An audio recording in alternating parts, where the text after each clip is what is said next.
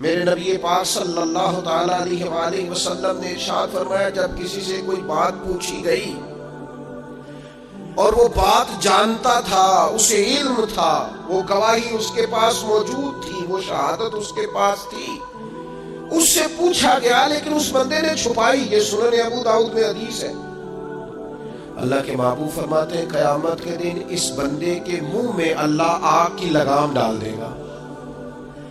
لوگ تیرے منہ میں لگام ڈال دی اور وہ بھی آگ کی، اب نہ بولنا، چونکہ جب حق بولنے کا ٹائم تھا تب تو نہیں بولا، جب تیری ضرورت تھی، جب تیرے کہنے سے مظلوم بچ سکتے تھے، جب تیرے بات کرنے سے ظالم پکڑے جا سکتے تھے، جب تیرے دو جملے کہنے سے کسی شخص کی زندگی بھر کی جمع پونجی بچ سکتی تھی، تو بولا نہیں، تو آج تو میدان محشر میں آیا ہے تو میرے محبوب کہتے ہیں، حضور فرماتے ہیں رب اس کے منہ میں آگ کی لگام ڈالے گا۔ اقبال کہنے لگے اپنے بھی خفا مجھ سے ہے اور بیگانے بھی ناخوش، کیوں؟ میں کہتا ہوں وہی بات سمجھتا ہوں جسے حق۔ یہ میری مجبوری ہے کہ میں نے ہمیشہ حق کہا ہے، تو اپنے بھی خفا مجھ سے ہیں اور بیگانے بھی ناخوش۔ سب جگہ پہ میں ملامتی ہوں، ہر شخص میرے بارے میں رائے دیتا ہے کہ بڑا سخت گیر آدمی ہے، بڑے مزاج کے اندر شدت پائی جاتی ہے، کیوں؟ کہ کہتا ہوں وہی بات سمجھتا ہوں جسے حق۔ گروہ بنے ہوئے ہیں، گروہ بندیاں ہو گئی، کلمہ حق کہیں۔ یہودیوں نے جرم کیا کیا تھا؟ انہیں پتا تھا کہ نبی پاک اللہ کے رسول ہیں۔ کتنا پتا تھا؟ اللہ قرآن مجید میں ارشاد فرماتے ہیں یعرفونہ کما یعرفون ابناءہم۔ محبوب یہ آپ کو اس طرح جانتے ہیں جس طرح بندہ اپنے بیٹے کو پہچانتا ہے۔ یہ جو اہل کتاب ہے نا، ماننا تو نہیں ماننا، اڑ جانا ہے تو اڑ جانا ہے۔ گروہ پرست ہو جاتے ہیں لوگ، حق پرست نہیں ہوتے۔ پارٹی کو سپورٹ کرتے ہیں، حق کو سپورٹ نہیں کرتے۔ اپنے گروپ کے حمایتی ہیں، حق کے حمایتی، برادری کے حمایتی ہیں، پر حق کے حمایتی نہیں ہیں۔ اپنی تنظیم کے، جماعت کے، اپنے آپ کے حمایتی ہیں، حق کے حمایتی۔ بندہ مومن گروہ پرست نہیں ہوتا، بندہ مومن حق پرست ہوتا ہے۔ وہ دیکھتا ہے حق کدھر ہے، وہ حق پرست۔ چھوڑ دیں یار، تھوڑی سی زندگی ہے، گروہ پرستی نہ کریں، اپنے آپ کے ساتھ جھوٹ نہ بولیں، اپنے آپ کو دھوکہ نہ دیں، لوگوں کی گڈ بک میں آنے کا شوق چھوڑ دیں، رب کی بارگاہ کے اندر، اپنے ضمیر کی عدالت کے اندر اپنے آپ کو رکھیں۔ خدا را ساری زندگی اپنی شخصیت کو اور اپنے کردار کے حسن کو چھپا کر نہ گزار دیں۔ ساری زندگی جو آپ کے اندر ایک مومن بیٹھا ہے، اس مومن کو سلا کے وقت کیوں گزارتے ہو؟ وہ اندر جو نبی پاک کا غلام بیٹھا ہے، جس نے اپنے کریم سے سیکھا ہے کہ سارا زمانہ بھی مخالف ہو تو بات وہی کرنی ہے جو حق اور سچ ہے، اس مومن کو کیوں سلاتے ہو؟ اسے تھپکی کیوں دیتے ہو؟ بچے ہمارے جذبہ رکھتے ہیں حق کا، شوق رکھتے ہیں حق کا، مزاج رکھتے ہیں حق بینی کا، ان کی طبیعت میں ولولہ ہے، جوش ہے، ہم انہیں مداحنہ سکھاتے ہیں۔ ہم انہیں کہتے ہیں نا بیٹا گراؤنڈ ریالٹی دیکھو، نہ میرا بیٹا تم نہ بات کرنا، نہ ہمارا کیا لینا دینا، کاروبار ٹھیک چل رہا ہے، دکان ٹھیک چل رہی ہے، ادارہ ٹھیک چل رہا ہے، خبردار۔ اس کا نقصان یہ ہوا ہے کہ ظلم اور جبر کے ڈیرے عام ہیں۔ جب آپ کو حق سمجھ میں آ جائے پھر دیر نہ کرنا ورنہ دیر ہو جائے گی، پھر دیر نہ کرنا پھر اندھیرا ہو جائے گا، پھر دیر نہ کرنا۔ اگر حق کو حق نہ مانو گے، نہ کہو گے، تو پھر اچانک باطل کو ہی لوگ حق سمجھنے لگ جائیں گے۔ پھر تم محسوس کرو گے کہ بہت سارے لوگ ایسے ہوں گے جو اندھیرے میں اٹھیں گے، اندھیرے میں چلیں گے، اندھیرے میں گر جائیں گے، اور اندھیرے میں کوئی ان کا ہاتھ پکڑنے والا نہیں ہوگا۔ اب تو جھوٹ اتنا بولا جاتا ہے کہ لوگ سچ بولنے والے کو اجنبی سمجھتے ہیں۔ اب تو ریاکاری اتنی کی جاتی ہے کہ اخلاص والا بندہ انوکھا محسوس ہوتا ہے۔ اب تو دھوکہ اتنا عام ہے کہ خالص چیز بیچ دی جائے تو لوگوں کے لیے ہضم کرنا مشکل ہو جاتا ہے۔ خدا بندہ مومن کی یہ شان نہیں ہے۔ ہم آپ نے ناراض نہیں ہونا، لوگ فتویٰ لینے آتے ہیں، فیصلہ کرانے آتے ہیں، لیکن وہ یہ نہیں کہتے کہ جو میرٹ ہے وہ کر دیں۔ وہ کہتے ہیں جو میں آپ کو کہہ رہا ہوں نا وہ ٹھیک ہے۔ وہ مسئلہ پوچھنے آتے ہیں تو کہتے ہیں جی وہ جب اس طرح ہو جائے تو پھر دین یہ بھی تو کہتا ہے نا، پھر اس طرح ہو جائے تو اسلام کا یہ حکم بھی تو ہے نا، اسلام یہ والے حقوق بھی تو بیان کرتا ہے نا۔ تو اب اس نے یہ کہا تھا تو میں جواب میں یوں نہ کرتا، اس نے پھر یہ بات کی تھی تو میرا یہ نہیں بنتا تھا۔ تو میں بہت سارے دوستوں سے خوش طبی کرتا ہوں، میں کہتا ہوں پھر آپ لکھ دیں بھلا میں نے کیا کہنا ہے، آپ مجھے لکھ کے دے دیں، میں وہ بول دیتا ہوں، اس لیے کہ ساری بات کا تو آپ کو پتہ ہے، آپ تو سب علم رکھتے ہیں، اور آپ تو مجھے اپنی رائے اس طرح سے دے رہے ہیں کہ جس طرح میں وہی کہہ دوں جو آپ، تو پھر آپ کو آنا ہی نہیں چاہیے تھا، گھر میں فیصلہ کر لیتے۔ خدا کے بندے اپنے آپ پر فیصلے نہ کرو، اپنے آپ کو قانون کے حوالے کرو، پروٹوکول سے نکل آؤ۔ میں اور آپ اس رسول کے ماننے والے ہیں جس کریم محبوب نے وصال ظاہری سے پہلے منبر پر بیٹھ کر صحابہ سے کہا تھا میرا ارادہ ہو گیا ہے لوٹ جانے کا، میری طرف سے کسی کو تکلیف پہنچی ہو تو میں حاضر ہوں۔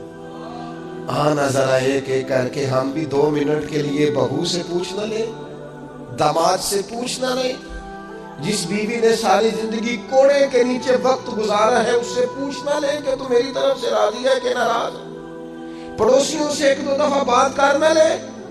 ایک صحابی اگر میدان بدر کے اندر عرض کرتے ہیں کہ یا رسول اللہ آپ نے صفیں سیدھی کراتے وقت مجھے تیر چبھویا ہے، حضور تو معصوم عن الخطا ہے، محبوب کے لیے تو یہ تصور کرنا جرم ہے، لیکن ہماری تعلیم کے لیے وہ صحابی کیا کہتے ہیں، حضور مجھے تیر چبھویا ہے، تو محبوب کیا فرماتے ہیں، مجھے استثناء حاصل ہے، وزیر اعظم پر، گورنر صاحب پر اور صدر پر پرچہ ہی نہیں ہو سکتا، میں چونکہ فلاں عہدہ رکھتا ہوں لہذا میرے ساتھ کیسے تو نے بات کر لی۔ یہ میرے رسول کا دیا ہوا طریقہ ہے۔ محبوب کریم نے گویا اپنے لفظوں میں بات کر رہا ہوں، حضور نے جو قانون بنایا تھا محبوب نے خود اپنے آپ کو اس قانون کے حوالے کیا، فرمایا آ جا میں کرتا ہٹاتا ہوں تو بدلہ لے لے، آنا آؤ نا 2 منٹ کے لیے اپنے آپ کو کٹہروں میں کھڑا کرو نا، آؤ۔ جس جگہ پہ بیٹھ کے 25-30 سال سرکاری نوکری کی ہے، آؤ نہ اپنے آپ کو کٹہرے میں کھڑا کرو، اپنی عدالت میں اپنے آپ کو پیش کرو۔ نوکری کی ہے کہ تعلقات نبھائے، سرکاری نوکری کی ہے کہ افسروں کو راضی کیا۔ آؤ نا، جن کو منصب ملے ہیں، جن کو عہدے ملے ہیں، جن کو بڑا کچھ ملا ہے، وہ تھوڑی دیر کے لیے آئے نا اپنے آپ کو کٹہروں میں کھڑا کرو۔ وہ پیر صاحب، وہ مولوی صاحب جن کے لوگوں نے ہاتھ بھی چومے اور ان کے پیروں میں نذرانے بھی ڈالے، اور گھنٹوں لوگوں نے سڑکوں پہ پھول لے کے جن کا استقبال بھی کیا، اور جن کے بچوں کو بھی لوگوں نے سلوٹ کیا کہ یہ شیخ کی اولاد ہے، وہ آئے نا کبھی کٹہرے میں کھڑے ہو کے بتائے نا جس دین نے انہیں اتنا دیا ہے انہوں نے اس دین کو کیا دیا ہے۔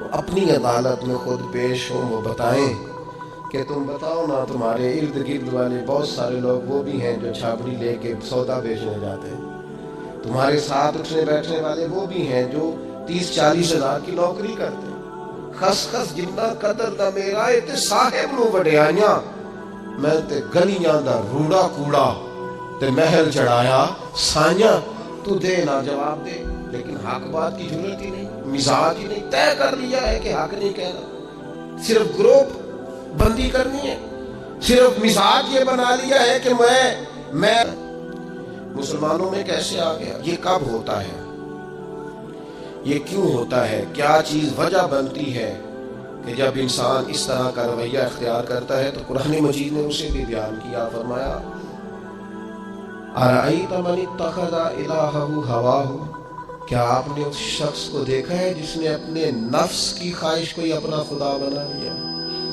اَرَأَيْتَ، کیا آپ نے دیکھا ہے، مَنِ اتَّخَذَ إِلَٰهَهُ هَوَاهُ، اس شخص کو دیکھا ہے جس نے خواہش نفس کو ہی خدا مان لیا۔ نبی پاک صلی اللہ تعالیٰ علیہ وسلم نے ارشاد فرمایا، آسمان کے سائے کے نیچے اللہ کے سوا پوجے جانے والے معبودوں میں سے سب سے سنگین اللہ کے نزدیک وہ معبود ہے جو لوگ اپنے نفس کی خواہش کو معبود بنا کے پوجتے ہیں۔ رب کہتا ہے انہوں نے اللہ کے مقابلے میں معبود بنا لیا۔ کس کو؟ نفس کی خواہش کو۔ ایک طرف اللہ کا حکم ہے، ایک طرف نفس کی خواہش ہے، چلتے کس طرف ہیں؟ رب کہتا ہے انہوں نے نفس کی خواہش کو اپنا معبود بنا لیا، اللہ کا حکم نہیں مانتے۔ میں آپ سے ایک بات پوچھتا ہوں، جنازے کو بھی نماز ہی کہتے ہو نا؟ اس کا پورا نام کیا ہے؟ وہ بھی نماز ہے، اور فجر والی بھی نماز ہے۔ کتنا دوڑ رہا ہے بندہ، محلے کا ایک علاقے کا ایک بااثر آدمی انتقال کر گیا، دوڑ رہا ہے، چھٹی لی ہے، بھاگا ہے، جلدی سے وضو کیا، جنازہ پڑھنا ہے۔ لمبا چوڑا رش ہو گیا، صفیں گنی نہیں جا رہی، سر گنے نہیں جا رہے۔ یہ کس لیے آئے؟ کہتے ہیں نماز پڑھنے ہیں جنازے کی۔ اگر تو آئے ہو نماز پڑھنے تو فجر بھی نماز ہی ہے، ظہر بھی نماز ہے، عصر بھی نماز ہے، مغرب عشاء بھی۔ اگر تو نماز پڑھنے آئے ہو تو بتاؤ یہ والی چھٹی تم نے 5 نمازوں میں کیوں نہیں کی؟ اگر تو آئے ہو نماز پڑھنے تو پھر بتلاؤ یہ والا اہتمام فجر میں کیوں نہیں ہوا؟ یہ تم نماز پڑھنے نہیں آئے، یہ ہم اللہ کے حضور حاضری دینے نہیں آئے۔ یہ وہ جو سیاسی رکھ رکھاؤ ہے، یہ جو ذاتی تعلق، یہ نفس کی عبادت ہے، یہ اللہ کی عبادت نہیں ہے۔ یہ خواہش نفس کی تکمیل ہے۔ یہ رب کی عبادت، یہ تو اپنے خواہش کے پیچھے دوڑے آئے ہو۔ مجھے بتلاؤ نا۔ ایک شاعر تھے، انہوں نے بات تو بڑی غلط کی، لیکن چلو بعض اوقات نصیحت کے لیے کچھ باتوں کو دہرا دینا چاہیے۔ پاکستان کے ایک معروف شاعر تھے، ان سے کسی نے کہا کہ آپ مسلمان ہیں؟ کہنے لگا آدھا مسلمان ہوں آدھا کافر ہوں۔ کس طرح؟ کہنے لگا اسلام کے اندر خنزیر بھی حرام ہے اور شراب بھی حرام ہے، لیکن میں خنزیر نہیں کھاتا، شراب پی لیتا ہوں۔ معاذ اللہ ثم معاذ۔ کہنے لگا خنزیر سے مجھے نفرت ہے، شراب میں چھپ کے کہیں کونے میں جا کے پیتا ہوں تو آدھا مسلمان ہوا نا۔ کہ اگر تمہیں دین کا حکم سمجھ کے نفرت کروں تو پھر جتنی خنزیر سے کروں اتنی شراب سے بھی کروں۔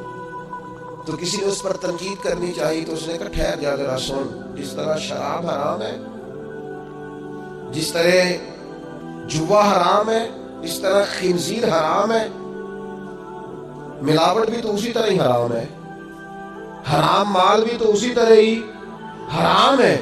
یہ کیسی تمہارے نفس کی خواہش ہے کہ خنزیر نہیں کھاتے؟ کہتے ہیں کہ کسی علاقے میں ایک آفیسر تھا تو وہ سب حرام مال اکٹھا کرتا تھا، تو کوئی کسی کی ضرورت ہی نہیں تھی اس سے بات کرنے کی۔ تو ایک بوڑھی اماں تھی، وہ بڑی حق بات کہنے کا مزاج رکھتی تھی، تو ان کی مرغی مر گئی، تو اس کے گلے میں چھری چلا کے نا تو اس آفیسر کے گھر میں آئی دیسی مرغی۔ تو وہ شام کو شکریہ ادا کرنے آ گیا، کہنے لگا اماں کمال کر دیا، دیسی مرغی تو کسی کو دیتا ہی نہیں۔ کہنے لگی بیٹے نہیں، کمال والی بات نہیں، مر گئی تھی۔ وہ ناراض ہو گیا، کہنے لگا مر گئی تھی تو میرے گھر کیوں دے دی؟ کہنے لگی سارا محلہ جانتا ہے تو سارا حرام کھاتا ہے۔ تو میں نے کہا یہ کروڑوں حرام کھا گیا تو کوئی مشکل نہیں، تو ایک مرغی سے کیا تکلیف دے گی؟ تو اللہ نے اس کے دل میں بات ڈالی، اس کو اثر ہوا، وہ رونے لگا، کہنے لگا بات تو ٹھیک کر رہی، کروڑوں روپیہ حرام کا آئے